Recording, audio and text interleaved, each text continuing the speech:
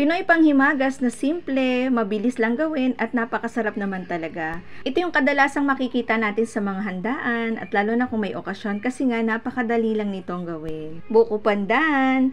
Ayan po, bali dito po ay gumamit ako ng 1 pack ng Mr. Gulaman Buko Pandan Flavor. Bali po dito kung gusto nyo po mas firm yung inyo pong gelatin, magbabawas po kayo ng tubig. At kung gusto nyo naman po malambot, is magdadagdag po kayo ng tubig. Nasa sa inyo po yan.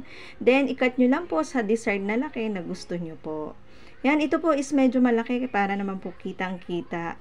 At hindi na po natin kailangan pang gumamit ng pandan kasi ito nga po ay flavored pandan na. At pagkatapos po, ilalagay lamang natin ito sa malaking container, nakakasya po lahat ng mixture natin. Sobrang sarap naman talagang kumain kapag may dessert pagkatapos, di ba po? Minsan yan po yung nakasanayan na natin eh.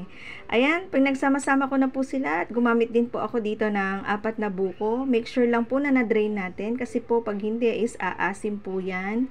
Then, naglagay din po ako dito ng isang box po ng cheese cut into cubes lang at pagkatapos 1:1 po tayo, isang malaking condensed milk at isang malaking all-purpose cream. Tamang-tama lang po yung tamis nito kasi pag sobrang tamis po ay nakakaumay. Ayan, kaya hindi na po natin kailangan magdagdag pa dito ng gatas o ng asukal.